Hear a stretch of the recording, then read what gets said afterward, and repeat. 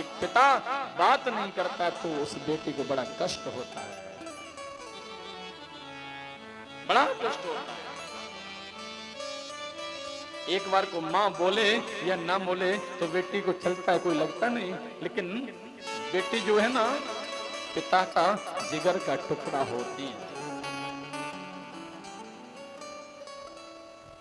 जो पिता कभी जीवन में कभी रोता नहीं, कोई कितना भी बड़े से बड़ा कष्ट आ जाए, दुख आ जाए, लेकिन जब बेटी की विदाई होती है तो वो पिता अपने आप को रोक नहीं पाता। कि कितना भी समर, कितना भी धुरंधर हो, कितना भी वीर हो, योद्धा हो, लेकिन उस समय वो स्थिति ऐसी होती है कि हर बाप, हर पिता फपक फपक कर रोता है, कहता है बोले आज मेरा दिल का टुकड़ा मुझसे अलग होकर के जा रहा है। जीवन भर की कमाई पिता खर्च करता है, लेकिन वो धन के लोलुप, धन के लालची ये कहते हैं बोले तुम्हारे पिता ने दिया क्या है? अरे ये तो तब पता चलेगा जब आप अपनी बेटी को किसी के यहाँ ब्याहोगे, जहाँ की पगन फटी बीमारी सो का जाने पीर। एक बार वह दर्द जब तक आपको महसूस नहीं होगा तब तक आप उस चीज को समझ नहीं सकते।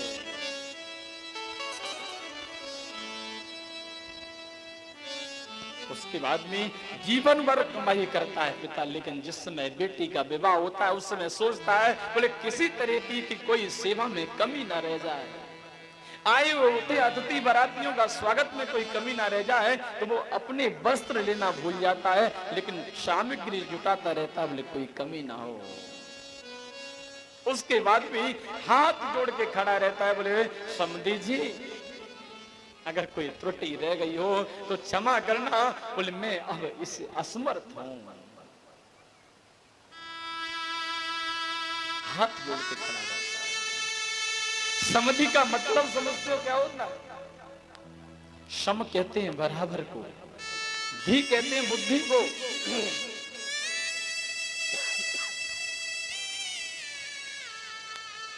जहां बराबर की बुद्धि मिले वो समधि है। आजकल तो समधि केवल ये देखता है बोले परिवार में धन देगा कितना है। एक सत्य घटना मैं आपको बताता हूं। एक पिता बड़ा नितांत गरीब, उसके यहां बेटी बड़ी सुंदर, ऐसी मानो लक्ष्मी स्वरूपा स्वयं। अब उसने हिम्मत करके एक परिवार में संबंध किया, और संबंध करने के बाद अब उसने कर तो दिया अपनी हैसियत से ऊपर जाकर के, लेकिन लड़की को देख करके आए, लड़के वाले पसंद करके चले गए, गोद भर दी, कुछ पहना गए और चले गए, लेकिन घर जाने के बाद एक 15 दिन बाद फोन किया, बोले समधी जी मुझे आपसे बात करनी है। जैसे ही बालक ने बताया बोले आज वहां से फोन आया था, वो पिता तो थरथर कांपने लगा, बोले लगता है, बोले अभी तक तो कोई डिमांड नहीं की लेकिन अब जरूर मांगेंगे। जैसे ही कहा बोले अब जरूर मांगेंगे, अब तो हिम्मत टूट गई इसकी। लेकिन बच्चे ने कहा बोले पिता जाना तो पड़ेगा, बुला रहे हैं तो बात करनी पड़ेगी, क्या बात है, अर्जेंट फोन आया। जैसे तैसे एक निवाला मुंह में खाने का गया, मन नहीं करता खाने का, बोले कैसे बात करूंगा, क्या कहूंगा जाके। लेकिन जैसे ही पहुंचे बड़ा स्वागत किया, बैठे, लेकिन मन में वही खटपट, बोले पता नहीं कितनी डिमांड होगी, क्या होगा। आज पहुंचे, पहुंचने के बाद जब तो समधी जी ने कहा बोले क्यों, बोले विवाह की सब तैयारी हो गई। हाथ जोड़ के बोला, बोले हाँ जी जैसे थी मैंने सब तैयारी कर ली है। बोले तो बोले एक काम किया कि नहीं, अब तो ये घबराने लगा। बोले क्या,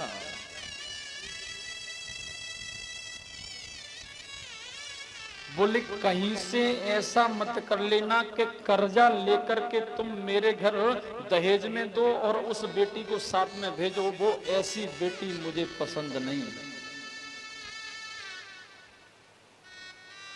समधी ने जैसे ही सुना कि कर्जा लेके, इन्होंने कहा बोले तुम्हें कैसे पता कि मैंने कर्जा? बोले नहीं मुझे पता नहीं है, मैं देख के बता सकता हूँ, कह सकता हूँ, लेकिन आज मैं आपसे निवेदन कर रहा हूं कि आप अपनी बेटी के साथ, मैं आपके यहाँ से जो बेटी लेकर के आऊंगा वो कर्जे वाली नहीं लाऊंगा। बोले क्यों? बोले जो कर्जे से सब कुछ बेचकर, सब कुछ दांव पे लगा करके आप उस बेटी को मुझे दोगे, क्या वो बेटी मेरे यहाँ कभी खुश रह पाएगी? जो कर्जे के साथ जो लक्ष्मी आती है वो आपके घर में तरक्की नहीं करेगी। आपके घर में बरकत करनी है तो जिस घर से बेटी लेकर आ रहे हो, कम से कम वो घर भी खुशहाल रहे, दुआ दे, तब आपके घर में तरक्की हो सकती है, बरकत हो सकती है। अरे जिस व्यक्ति ने अपने जिगर का टुकड़ा अपनी बेटी को आपको सौंप दिया, जिसको पढ़ाया लिखाया पालन किया, और आज आपको दे दी, बोले आज से आपकी हुई, इससे बड़ा धन और क्या चाहिए? समाज में बेटियां बोझ इसीलिए लगने लगी कि लोग धन की डिमांड करने लगे। बोले ना जी, बेटे को पढ़ाया है तो कम से कम 50 लाख तो बनता है, हा? वो पिता कहां से 50 लाख लाए? अरे आप कोशिश करें,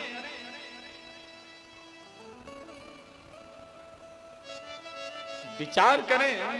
बोले जब कुरीतियां धीरे धीरे समाज में पनपती चली जा रही, दिखावे के चक्कर में लाखों का हम पांडाल टेंट आदि में खर्च कर देते हैं। बोले क्यों? बोले फार्म हाउस से जाके शादी करेंगे।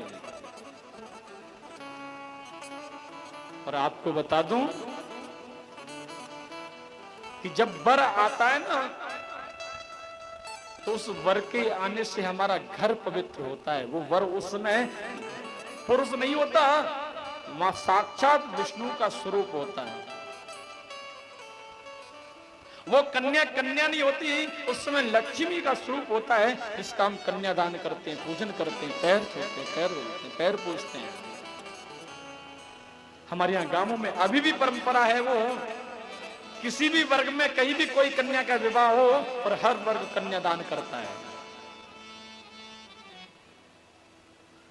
पहले किसी भी की, पूरे गांव में किसी भी की एक कन्या अगर कहीं चौराहे पे किसी को मिल गई, बोले ये हमारी बेटी, हमारे दामाद, पूरे गांव का दामाद दामाद दामाद कहलाता था। पूरा गांव सम्मान करता। और ये गांवों में परंपरा अभी भी जीवित है। और मैं कहता हूं इस परंपरा को आप अपनी को बनाए रखो, सजोए रखो। जो पुराने बुजुर्गों ने जो परंपराएं चलाई हैं वो गलत नहीं है। एक एक जो कहावत है या कोई चीज है पुरानी, तो वो सत्य है, अकाट्य है, जिसे कोई काट नहीं सकता। जिस घर से मंडप में छाया जाता है ना, वो घर मंडप से पवित्र होता है। आजकल जो समस्याएं आ रही हैं वो इसीलिए आ रही है कि ना तो समय से कोई विधिवत पाणिग्रहण संस्कार जो होता है वो नहीं हो पा रहा है। क्यों? बोले चमक दमक में हम अपने संस्कारों को खोते चले जा रहे हैं। आज सती जी आकर के जैसे पिता से मिली, तो पिता ने तो कुछ पूछा नहीं, तो आज उस बेटी को बड़ा कष्ट हुआ। जब पूरी कहानी जैसे ही पता चली, अब मैं उस भोलेनाथ के पास कैसे जाऊंगा, कहां से जाऊंगी?